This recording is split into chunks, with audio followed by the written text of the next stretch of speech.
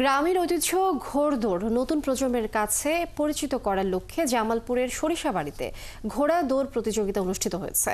উপজেলার মহাদান ইউনিয়নের সিংগুয়া বিলবালিয়া ও সিরাজঙ্গাল গ্রামের যুব সমাজের উদ্যোগে আয়োজিত এই প্রতিযোগিতার সমাপনী ছিল সোমবার। ঘোড়দৌড় দেখতে নানা শ্রেণী পেশার হাজার হাজার মানুষ ভিড় করেন। ঘোড়দৌড় উপলক্ষে এলাকায় বসে গ্রামীণ মেলা।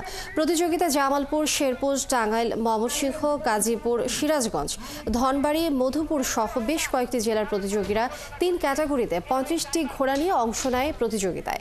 খেলা শেষে বিজয়ীদের মধ্যে পুরস্কার তুলে দেন অনুষ্ঠানের প্রধান অতিথি পৌরসভার সাবেক মেয়র AKM ফয়জুল কবির তালুকদার শাহিন।